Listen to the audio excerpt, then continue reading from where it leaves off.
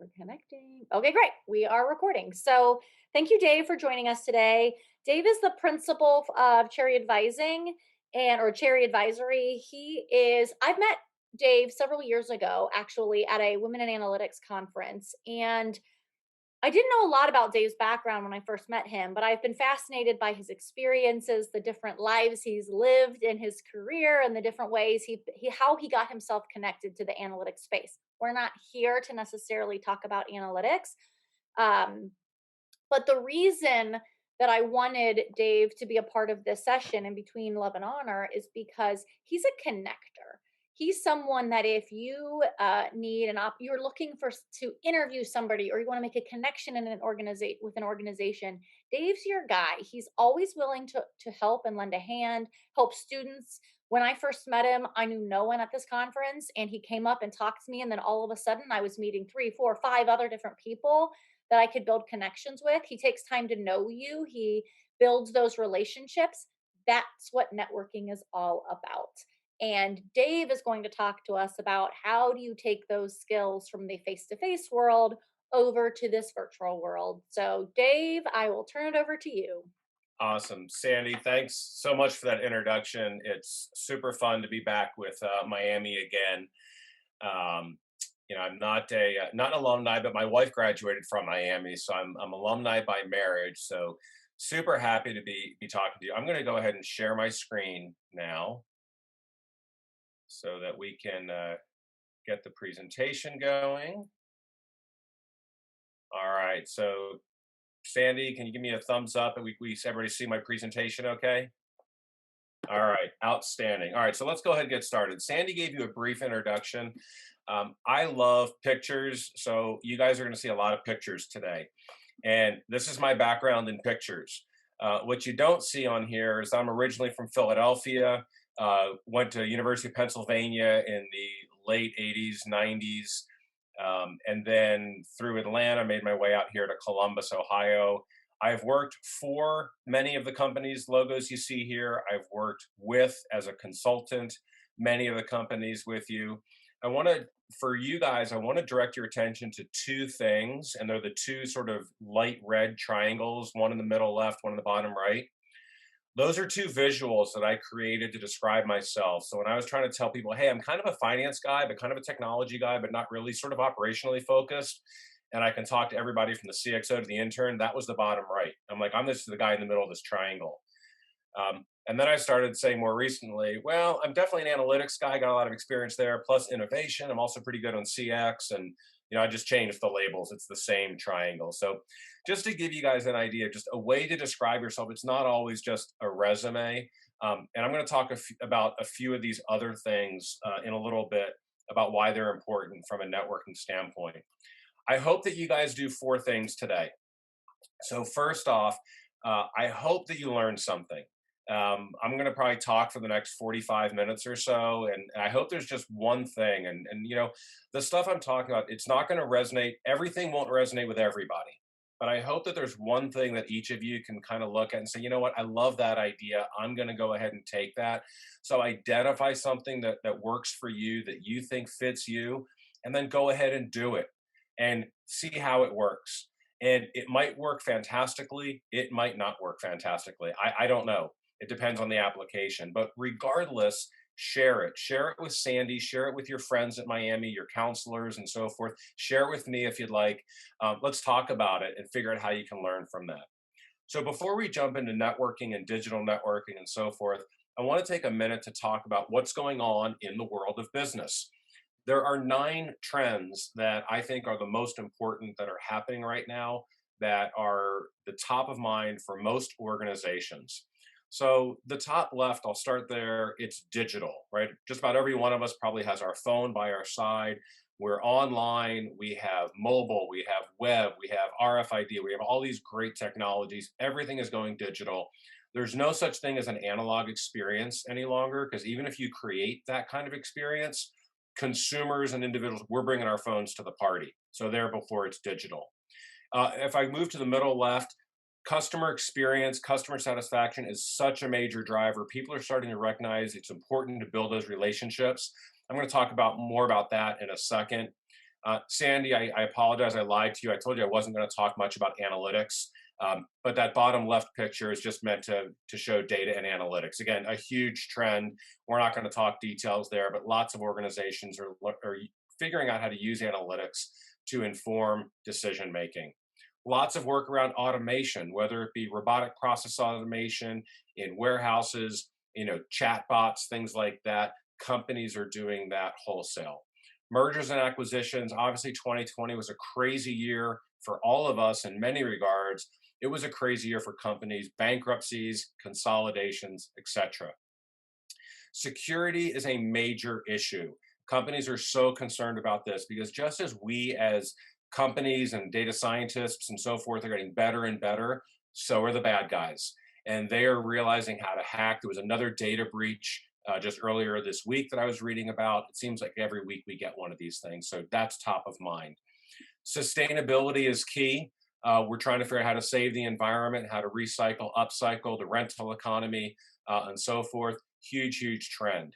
Social justice is something that has gained obviously a lot of steam, whether it be Black Lives Matter or gender equality. Lots of topics in social justice that are top of mind for people.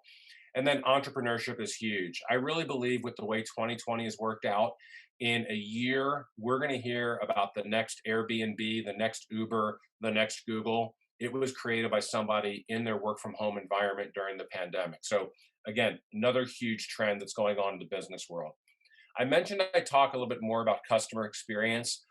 I'm going to give you guys two book recommendations today. This is the first one. It's one of my favorite books, Barbara Kahn's Shopping Revolution. She talks about the four drivers of why customers shop. It's about the experience or service in the top right. It's about the quality or brand in the top left, value in the bottom left, or frictionless and convenience in the bottom right. And by the way, I want everybody to know I'm going to share all these slides with Sandy, so don't worry too much about taking notes. You guys will get this presentation so you can look back on this. But these are the four things that are driving customers. Why do you shop with your favorite brand? It's all about these four areas, and brands need to figure out how to be outstanding at least one of them and adequate at the others. Now, Barbara put this together in 2017. I talked to her late last year and I updated it. This is the new version for 2020, 2021. So the same four things are out there, but social values and social justice has taken a seat at the table. Again, the Black Lives Matter movement. We're seeing just earlier this week, Walgreens hired the first Black CEO in the Fortune 500, which is awesome. And she's a woman. So that's fantastic. And so people are going to start shopping at Walgreens because of that. Health assuredness, obviously, with the pandemic. I used to go to Home Depot and all I want was a gallon of paint and a 2x4. Now I expect Home Depot to keep me healthy. That's their responsibility now, right, as a consumer. So these are six things that we expect from consumers.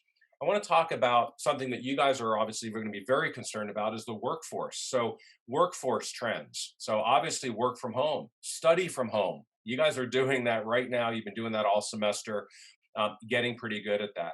This whole notion of work-life balance, in the corporate world, it has become blended together. People are working constantly. They go out for a run in the morning or they do something. They're on a phone call at 9 o'clock, 10 o'clock at night. It's just blended together. Layoffs, furloughs. I'm sure some of you have had your internships canceled. It's happening, and that's a huge workforce trend. And the last thing I want to talk about in the bottom right is the geography has no longer become a driver. So if you think about, I live in Columbus, Ohio, and some of the big companies here are Nationwide, Huntington, Cardinal Health, etc. If you lived in Columbus, those were the companies that you could work for, right? I couldn't work for Microsoft or Amazon or JP Morgan in New York. I had to work where I lived. Well, now because of Zoom and work from home and those barriers are broken down, I can work anywhere from wherever I am. Likewise, companies are no longer restricted to their specific geography in terms of where their hiring base is. So while more doors are open to you, the competition is also higher. So if you live in Columbus and you want to work for Nationwide, all of a sudden Nationwide is recruiting not only nationally, but globally. So I took that matrix that Barbara did, and this is one of my favorite new slides. I created the employee experience matrix. So this is something I'd like to have you guys all think about as you start looking for jobs and who do you want to work for? And hopefully you've heard this before. Whenever you're interviewing that company as much as they're interviewing you. So, what are you looking for? And there's no wrong answers here. It's what works for you. Are you looking for relationships? Are you looking for, a culture of appreciation and respect? Are you looking for growth? Do you have aspirations to be the CEO or the CIO one day? You're looking for that. Maybe you're looking for security. It could be fiscal or physical. Maybe the benefits package is important to you. That's okay too. But maybe it's convenience. Maybe you want to work from home. Maybe you want to work in your hometown. So think about you as an employee. Which of these four drivers matter most to you? And evaluate your prospective companies based on that. And then I'm going to give you one more test. And I recognize that some of you might be below 21. So the disclaimer, I'm not advocating anybody below 21 go out and have a beer. But I want to tell you about one of the most important things, and I call it the beer test. And I've done this as an employee, I've done this as a hiring manager. This could just as easily be the coffee test or the tea test or whatever beverage of choice. And here it is. If I am interviewing an individual, whether I'm the hiring manager or the candidate, I want to think about a Tuesday night. We're out of town, we've been working very, very long hours. Can I go out and have a beer with this person and enjoy it? And if the answer is no, I don't think I want to work with that person, either as a colleague or as a boss or as somebody who works for me. I want somebody who I can relate to, whether I want to talk sports or politics or religion or just something that's not outside of work, somebody who I can connect to. And if I can't enjoy a drink with you, I really don't care how technically smart you are. You probably aren't going to be somebody that I want to work with. So I think that beer test, that coffee test, again, whatever you want to call it, really, really important. So let's get to the next piece. You guys are all students right now, and I'm sure you're all getting great grades. You're going to graduate, and there's a million of you. So how do you stand out? All right. So here's the elusive purple unicorn squirrel. When you're interviewing, you want that interviewer to think that you are unique, right? You have a specific skill set or capability, but how the heck do you stand out? I'm going to give you guys a couple of tactics to help you do that. The first one I want you to think about is know how many hats to wear. If you have an interest, for example, in working at a startup or working in a very small company, let's just say 10 to 15 employees, it's important that you have multiple hats. You might say, well, I've studied finance and I've studied marketing and I've also studied technology and I've studied management and I can do this, that, and the other. I can do 9 things. That is awesome in a small company environment. If you're working for a big company, let's just say a Cardinal Health here in Columbus, right? You don't want to be that. You want to wear one hat. So if you're a welder, tell them that you're a welder. You don't want to be a welder and a plumber and an architect and an electrician and all these things. That shows a lack of focus and a lack of depth. So in a big organization, you want to say, look, I'm a finance guy and I'm an accountant and this is what I do and I do it really, really well because that's the only thing they really need you to do. That's what they're hiring. So understand context, who you're talking to. And by the way, you can be interviewing with 2 different companies and wear 10 hats in your interviews with one company and wear one hat with your interview with the next company. Know who you're talking to and know when to wear the number of hats that are appropriate. I'll tell you guys that having an opinion is no longer optional. So if you're asked a question in an interview and you sort of have just a ho-hum approach, like, okay, I think that's good, or I think it's great that, let's just take Walgreens as an example. If they said, what do you think about us hiring our first Black CEO? Well, I think that's wonderful. Good job. Good for you. All right. You're not saying anything. You have to talk about, you have to be authentic, but have an opinion. Show them that you can think a little bit differently from everybody else. Maybe talk about how that can be inspirational. One of the just a very interesting topic. I'm just looking at my screen, I'm going to pick on you, Joshua, just because I'm staring at you. If you said, what, as a white male, I find this very inspirational. Somebody's going to take a step back and say, wait a second, we just hired a Black woman to be our CEO. Why is the young white guy finding that so inspirational, right? Think of a different tack. That's not what's expected. So, in terms of thinking differently, again, you guys will get this deck, so don't worry about reading all these questions. These are some of the great questions that you can ask interviewers. One of the worst questions that lots of people ask is, "So, what's it like to work there?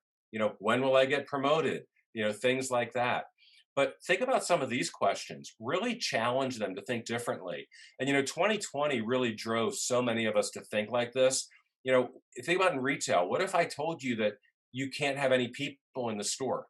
Well, a year ago, people would have looked at you like you were crazy, right? But now that's reality. So think about these crazy scenarios, ask different questions, turn things upside down, get really creative in asking those questions. And that interviewer is going to walk out and saying, wow, that person was just, wow, they made me think. That was a great question. Like I didn't have anybody else ask me those kinds of questions. So figure out a way to think differently. So now let's try to understand what's going on inside of the organization, right? That's very important. Again, I'm going to pick Walgreens as this example. If you were interviewing and they said, hey, what do you think about our new Black woman CEO? And you said, oh, I didn't know that, right? You don't want to say that. You got to know what's going on inside the organization. So I'm going to give you guys a few tips and tricks from a digital standpoint to do that. So, first off, um, I do not encourage stalking. I don't think that you need to find somebody and get in your car like this guy and follow them all around town. That's a little bit creepy, obviously, but I'm going to give you guys a few tactics that are online, digital stalking, digital surveillance that are perfectly acceptable. And I'm going to tell you a personal story in a minute. So here's the first thing I want to tell you about. I'm sure you guys have all heard of LinkedIn. Most of you guys are on LinkedIn. Use it. You can find anybody on LinkedIn. Sandy mentioned find how you're connected to them. Find who you know that can make an introduction. See what they've done. See what they post. You can also see what they post on Instagram and Twitter. You can get a lot of insights to what's going on in the company and what they're saying. I personally like Instagram and Twitter a little bit more than LinkedIn, just in the sense that it's more, stream of consciousness. It's not as polished, and you get people's real insights. Look for webinars or blogs that people are writing. You might get a chance to actually see the person, and then you can send them a note and say, hey, Sandy, I saw you on that webinar last week. I love that point you made about X. I'd love to talk to you more about it. Or maybe you have a different perspective or a question, and you want to dive in and dig into that. Take a look for meetups. There are so many meetups. I'm sure there's some out in Oxford. I know there's a lot in Columbus, a lot of big cities. You can find people that are of a similar mindset or a topic that you're interested in and connect with them and maybe meet some people that way. The annual report, I'm not a huge fan of this one, but I wanted to put it on here. Again, very polished. Sometimes it's boilerplate stuff, but maybe there's a nugget in there that you can pick out that you can use for a conversation. And then look for webinars. In this example, let's just say you're interested in working for MasterCard and you see that woman in the bottom right and you say, oh my gosh, she's at the IoT Tech Expo. Let me watch that webinar. Let me get to know her a little bit. Maybe send her a note on LinkedIn. I saw you on the webinar and I thought you were fantastic. Could we talk? Or you find out what MasterCard is doing. Really, really great tactic. I had a question when I gave this presentation to a different group yesterday. They said, how do you find out where all these conferences are? And the best answer is Google. So if you're interested in retail, just Google top retail conferences. If you're interested in analytics, top analytics conferences, right? It's that simple and you'll find them. So now Hey, I'm let's going to get stop you for just a second. absolutely. I put a presentation in the chat if you guys want to download it. A contact of mine at Cincy Tech sent it to me. I think the presentation is called Why Twitter is the Bomb, but it walks you through how to build connections in Twitter. And right now, especially how important that is, and how a lot of people actually then, when they're traveling for work, they sort of met people on Twitter and then they end up in that city and then they meet up for coffee and it's like this thing that people actually do. So maybe you guys already know how to do these things, but download that presentation. It has some great tips in it too. Well, and the other thing I love about Twitter, Sandy, and I'll share with this is two things. One, you can follow whoever you want. So you can follow the CEO or the CMO of a company. If you send them a LinkedIn request, they might not accept it to get connected to them. So again, you can follow anybody you want. The other thing that's fantastic is you can create a personalized Twitter stream that brings such a broad wealth of perspectives. Whether it's on the political sphere, if you want conservative versus liberal, or if you're looking at a particular industry, you can have multiple experts from different companies in that industry. You personalize and you can get all the different perspectives, especially on a topic of interest. Maybe you get one side of the story and you get the other side of the story from someone else, so then you can form your own opinion. I love Twitter. It's one of my favorite places to just go and learn. So let's talk about digital networking now. I told you guys I'm going to give you two books, and here's my second book coming up. But the first thing I want to tell you about, besides being a huge fan of the Chili Peppers, this is you guys are mostly too young to remember music videos, but this is the video for "Give It Away." And I am a huge, huge fan of "Give It Away." The employee experience matrix that I just shared with you, there's a decision modeling approach that I've created. I shared with the Miami community last couple weeks ago at the Data Summit. Other things. Whenever I have something of value, I give it away to people if it can help them. Um, it's just so important. When you have something that can help somebody else, give it to them. This book that I want to recommend, this is my all-time favorite book. Adam Grant is a professor at University of Pennsylvania. He wrote this book called Give and Take. And I'm going to spoil it for you, but just to save you some time, I still highly recommend you read it. The world has three kinds of people: givers, takers, and matchmakers. Takers consume, matchmakers keep score. All right. I bought you a cup of coffee, you owe me a cup of coffee. I did you a favor, you owe me a favor, and so forth. And the givers just give unconditionally. They give up their time, they give up their knowledge, they give of themselves. You can probably figure this out by now, but what he hypothesizes and proves, at the end of the day, the givers win. So when you take the long view, giving is so important. So I can't encourage this strongly enough. More on digital networking. This is so important. You've got to make the first move. In this, kind of joke example, I don't know if she's going to put her arm around him or not, but if he doesn't take the chance, he'll never know. And so if you think about, wow, that person's the CMO of the company, should I reach out to her? Go ahead, reach out. Should I try to connect to somebody? Should I comment on a tweet? Should I do? Yes, just go ahead and do it. People appreciate the engagement and they want you to do it. If you sit back and you wait, you might be waiting a very long time. So don't be afraid to make the first move when you're networking, and be persistent. Persistence is important. It's not everybody's top priority to get back to you. Sometimes it feels like forever, kind of using the dating analogy. It's kind of like when you went out on that date and you're like, well, should I wait 2 days to call? Should I wait 3 days? Should I wait 4 days? You've got to figure that out. Being persistent, reminding them of the conversation, reminding them that you want to connect, that's important. But I also want to share a very important caveat to that. Don't be a pest, right? Don't email them every day. Don't email them and voicemail them and text them, right? There's a fine line, and that's up to everybody to figure out what that is. Another critical element as we talk about digital communication: customization and personalization. I can't tell you how many times I get an email that says, dear valued customer, or I get somebody from a sales perspective who wants to talk with me, and they say, dear Dave, I'd like to talk about how Cherry Advisory's technology architecture is built and whether or not you're a good, candidate for our product.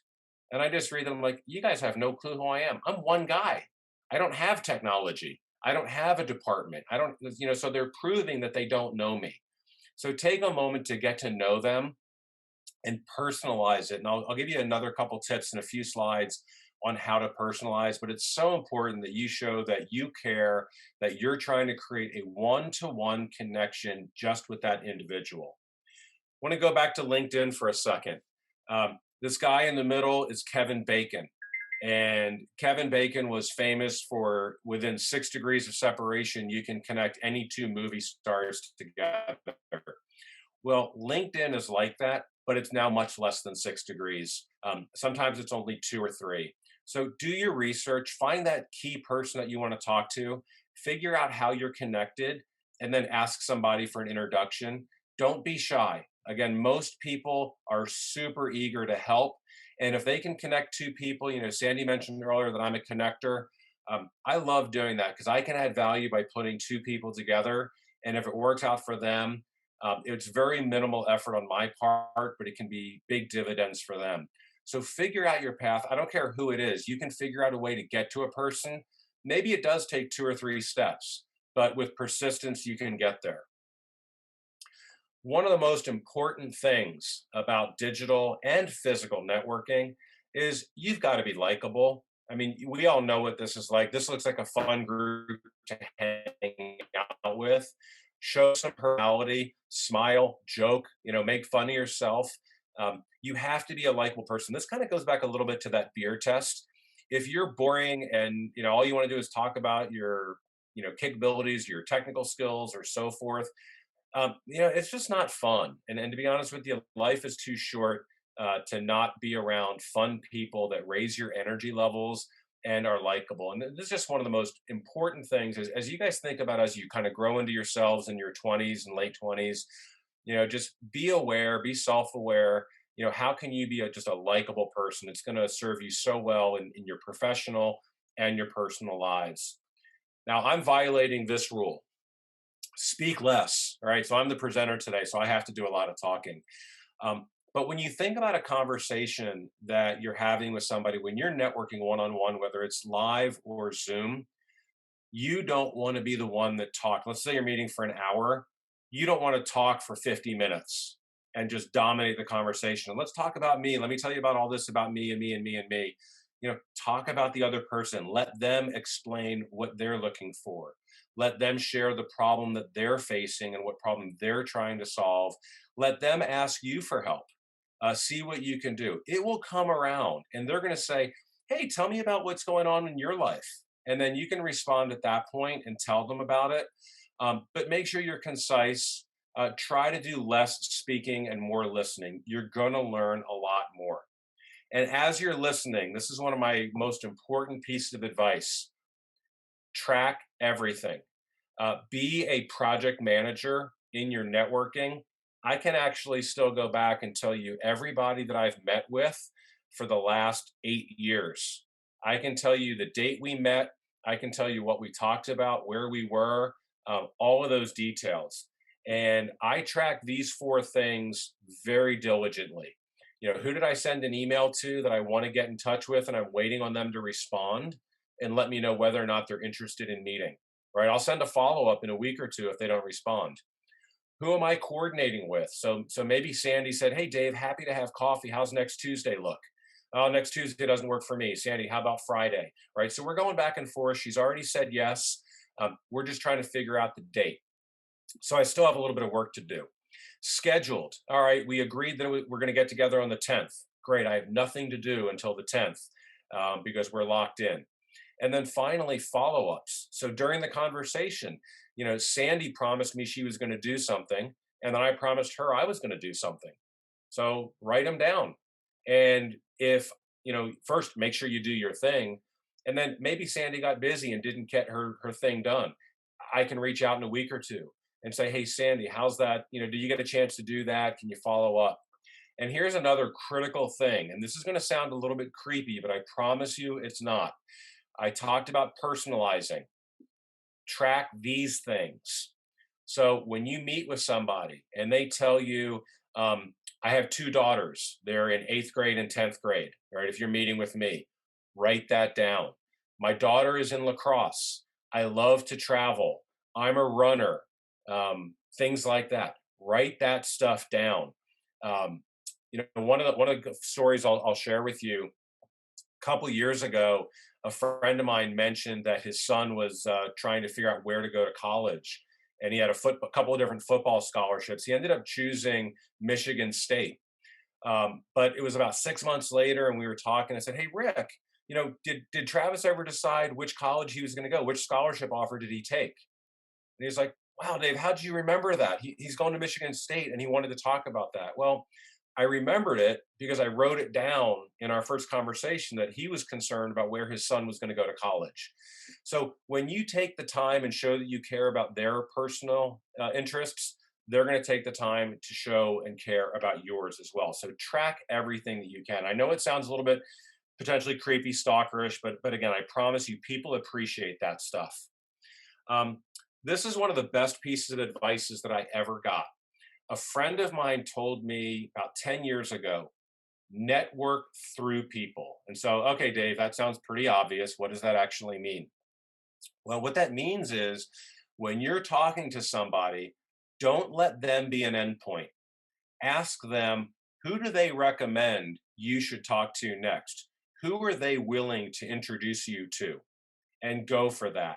That way, you keep your network alive and you're never stuck with, well, I don't have anybody else to meet with. And by the way, offer to do the same for them. And again, that goes back to being a connector. And I want to talk about this is another fun story. Meet with anybody.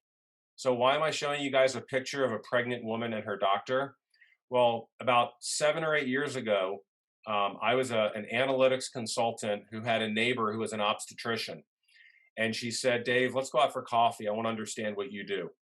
So we went out for coffee. And on the surface, what the heck could an obstetrician do for me to help me in my career? Probably nothing, right? Well, we were talking. I explained what I did. And she said, Dave, I still have no idea what you do. But my friend Michelle, it sounds like she does the same thing that you do. Would you mind if I introduced her to you? Because I think you two would get along. Actually, Michelle was a Miami grad and started a company called Oxford Consulting. It's now called Lightwell Consulting. So my neighbor introduced me to Michelle. Michelle and I had coffee, and there we go. And we had some connections and business opportunities. So if you get the chance to meet with an obstetrician or a lawyer or somebody outside of your field, take it. You never know who they know. And that Hey, segues into this can I recommendation. Yeah, before you do that, you did have a question that came through, and I want to yeah, like please. touch on it before we get too far in. Absolutely. One of the when you were talking about kind of taking notes on the people that you're speaking with and that you're engaging with, their question the students have is that might seem like you're disengaged in the conversation if you're writing. So do you have advice for them on how you track these things without seeming like you're disengaged in the conversation? Yeah, so there's two things. First of all, when I do that online, and I won't do it now, but sometimes people will see me in a webinar, and I'll sort of be like this. And at the beginning, I'm going to say, "Hey, I might not be looking at you, but I just want to let you know I have my laptop down here. I'm just taking notes because I want to make sure I know what we're talking about. I'm just taking notes on our conversation." And most people say, "Okay, that I understand that. Make sure you look up every once in a while, but if you're taking notes, that's one thing." When I do this in person, I'm not taking notes when I'm talking to the person. As soon as they leave, I pull out my phone and I'm frantically trying to remember. Okay, she said she had 2 kids. She likes, going to Hawaii, this, that, and the other, and just typing it up as fast as I can. And I don't remember everything, but that's typically how I do it in person. Great question. So moving on. Um, when you think about networking, don't put all your eggs in one basket. So let's just say there's a certain company that you're interested in. Don't just meet with people from that company. Broaden yourself out. Same industry, different companies, go to different industries. Again, you never know who's going to have that piece of advice that really resonates with you. And try multiple tactics. Again, whether it's a digital meeting or a coffee, try to meet with different format and different kinds of people. So, I'm an independent consultant. Somebody else is, a vice president at a big company. Somebody else is an entrepreneur. Meet with different kinds of people. You'll get different perspectives and you'll learn.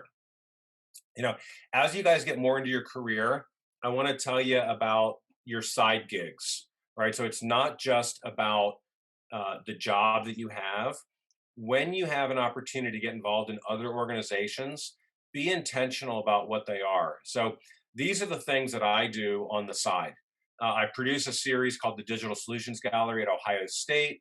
I lead the Innovate pillar for the Columbus Fashion Alliance. I'm on the board of Columbus College of Art and Design, the expert panel for International Institute of Analytics. I'm on the board of CBUS Retail, the board of Women in Analytics, and the board of a new startup called Mive.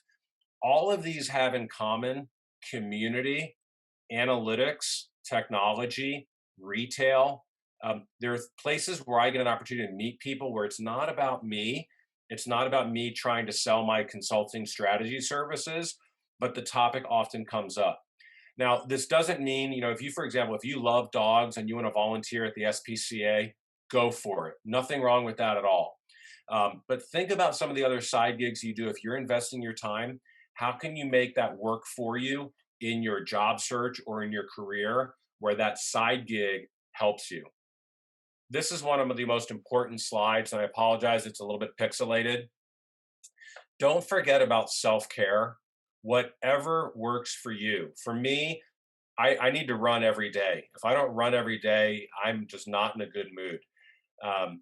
Other people, it's spiritual, it's religious, it might be yoga, it might be cooking, it might be reading a book, whatever it takes for you to stay sane. Make sure you take care of that. Don't just beat yourself up and pour yourself into your networking and your job search and do that 24/7, 365. You will drive yourself crazy. Take time to enjoy the things that you enjoy for your mental and physical well-being. One of the other things I want to also encourage again is stay informed. It is so easy these days with all the digital capabilities, again, whether it's Twitter or LinkedIn or newsletters or CNN or your phone or TikTok, you name it. So many places that you can stay informed. Again, whether it's politics, education, religion, medical, understand what's going on and have an opinion on what's going on in the world. You're going to be a more interesting person to talk to, and it's going to help you out. This next slide, I'm going to show you guys a picture of me in my office. And as you see, I've got the nice Zoom background that Sandy created, so you can't see my office today. And I'm presenting, so I've got a nice clean background. But when you are on a one-on-one conversation, have some personality with your Zoom. And it goes against a lot of things that people tell you to have a clean background, be uncluttered, and so forth. But if you guys look at this picture, there's a lot of things that you can learn about me as an individual. You could ask me about that don't have to do with the job. And maybe one of you on the line happens to be a Philadelphia Eagles fan. Maybe one of you happens to be an endurance athlete and you see the Ironman shirt that I'm wearing. Maybe there's something else and you can connect with me. And when you show some personality and you look in the background, by the way, of whoever you're talking to, and this works whether you're physically in their office or if you are doing it digitally, maybe you're meeting for coffee and they're wearing a certain logo on their sweatshirt or something. How do you connect with that person around common interests? Look for those clues. A quick story that I'll tell you: about 7 years ago, I was interviewing at Wendy's based here in Columbus. And if any of you guys are from Columbus, the vast majority of people in Columbus are Ohio State fans. Well, being from Philadelphia, I'm a Penn State fan. So I did a little bit of digital surveillance on the woman that was interviewing me. And I found out through her Instagram that she was a Penn State graduate. So I didn't say, hey, I was on your Instagram the other day and I realized you're a Penn State grad. But I definitely figured out a way to work it into the conversation where I talked about when she was asking me about my college background. I said, hey, I'm a Penn grad, but, grew up a big Penn State fan, being from Philadelphia. And all of a sudden she lit up. Oh my gosh, I love Penn State. I'm a Nittany Lion too. And, so on and so forth. So look for clues where you can connect with people. It's really, really important. Another thing that I want you guys to think about is you define what is a productive day. So I'll give you an example. Today, I have two objectives. I told you I get angry if I don't get my run in. Number one objective today was run. I did that at 8 o'clock. Number two, give this presentation. I'm going to check the box that I had a good day. I'm not trying to sell work. I wasn't trying to meet anybody new. I wasn't trying to do anything else. I just have two objectives for the day, and I had a successful day. Some days for you, it's going to be, meeting 10 people or sending out 15 resumes or doing whatever. Another day, it's just having coffee with a friend. Maybe it's calling home, whatever it is. You define what is productive every day and make it something that maybe you can stretch yourselves, of course, but make it achievable. I want to talk about your social media approach. Again, I might feel like I'm jumping around here because there's just a lot of things that go into this. Figure out who you want to be on social media. If you guys go out and follow my Twitter feed, which is at Dave Cherry, I'll share it with you at the end. What you're going to see is a professional profile that's very focused on retail, analytics, innovation, customer experience. You're going to see me talk about a lot of those things. You're not going to see me tweet about social, political, sports, or other issues. I save that for my Facebook or my Instagram. So think about who you want to be. Do you want to be a poster? Do you want to comment? Do you want to be just somebody who listens in? Whatever you choose to do is okay. But I do encourage you to have a consistent voice in your social media profile, especially for those that are public, because people will go out and say, okay, I'm meeting with this person. Let me go see if I can find them on these different social media platforms. Let me see what they're all about, and check you out. I talked about productivity and self care. This is an important thing when it comes to networking. Take time to spend with your family and your friends. It's okay to go out for a 2 hour lunch and just relax. If you're in this job search and you're networking all the time and you're just constantly go, go, go, you just forget to enjoy the people that really matter the most to you. I tell this story back in 2009. I had a year off after I was let go from Limited Brands, and I was just networking. I was working for a charity. I was doing a startup. I was going 1,000 miles an hour. I had lunch with my wife once that year. I had unbelievable flexibility, and I was too busy. So take the time to do that. This next question, I'd love to encourage you guys to ask this question in every interaction you have. It's so powerful. Again, it goes with listening, but when you're talking to somebody and they're sharing their problems, just ask them, how can I help? Often they don't ask much. You know what? I just want you to listen. That's all. Maybe they ask you for an introduction. Maybe they ask you for your advice. Very few times I've found they really ask you for really heavy lifting. But maybe it's something that works for you. But when you think about how you can help, this goes back to give and take. You build and strengthen and deepen that relationship. And when you ask this question, I'm sure you guys can guess the question that comes back to you very often. Okay, how can I help you? Well, now that you mention it, I'm looking for an introduction at this company, or I'm looking for this, right? That gives you the opportunity, that opening to ask for something. Sandy knows me well and probably knew that this slide would be in here, but be a connector. Be that person in the middle. Oftentimes, the individuals on the periphery of this diagram don't know each other, and they don't know the magic that could happen if they meet. And if you can see that, if you can connect ideas and you can connect people and just say, wow, I wish these two colleagues or these two friends of mine, man, if they just had a conversation, sparks would fly and it would be amazing. I just want to go ahead and introduce you. Some of my favorite emails that I get are completely random. It's a friend saying, hey, Dave, I want to introduce you to so and so. I just think you two would have a fantastic conversation.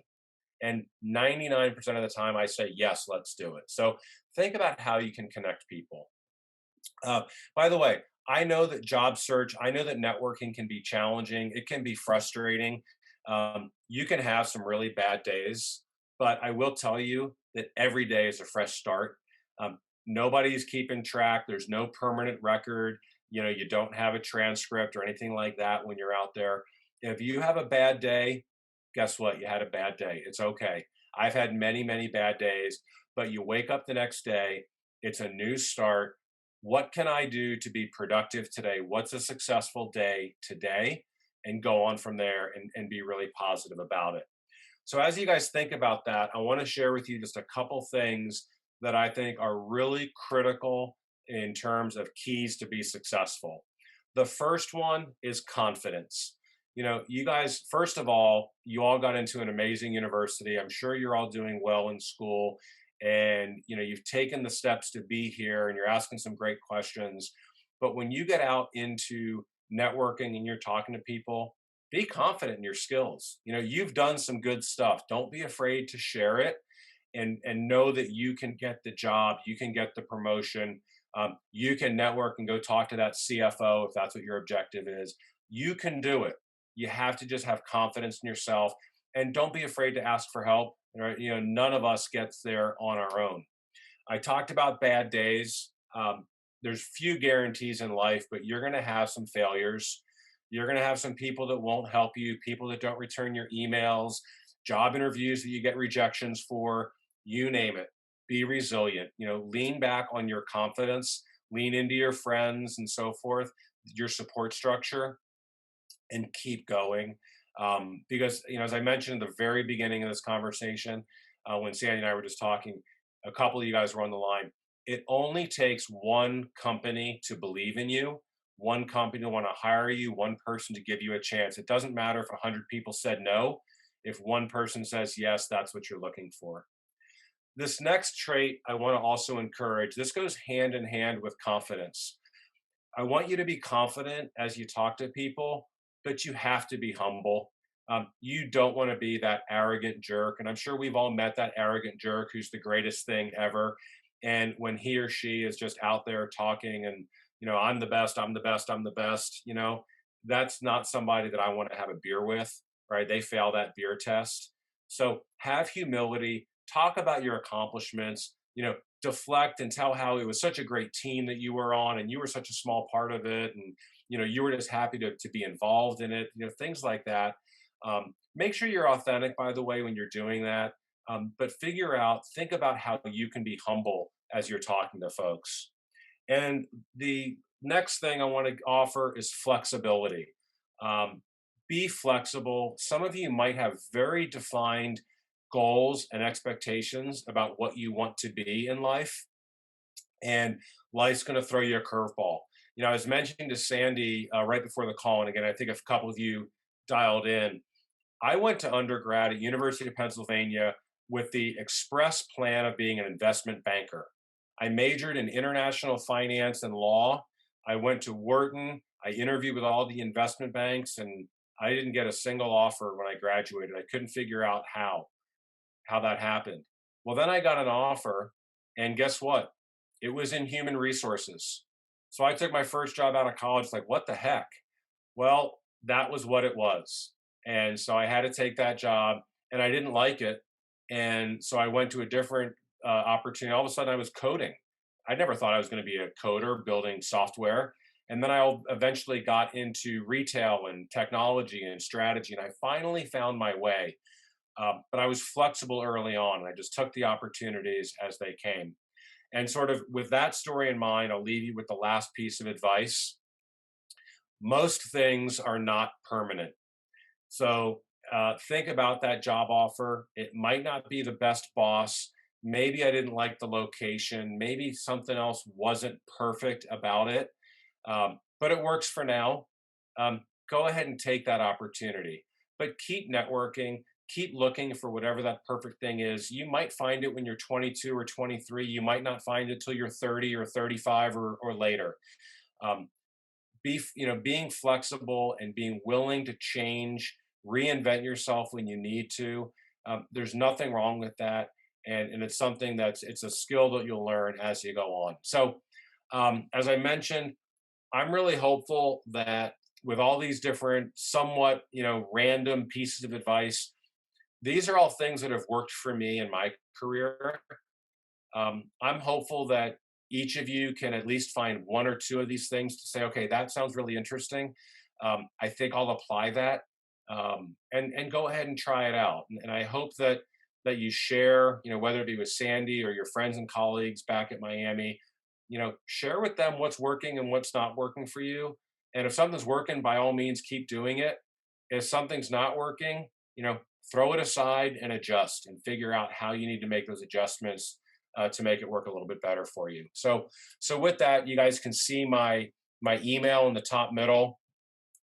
Please feel free to email me anytime.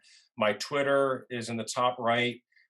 Pretty easy guy to find out on LinkedIn as well. Please connect with me. I'd love to stay in touch with you guys and let me know how I can help you. I'm super happy to do it. And Sandy, once again, thank you so much just for the opportunity, the invitation to talk with all these students today. Really appreciate it, and can't thank you enough for your friendship over the last several years, and certainly look forward to that continuing.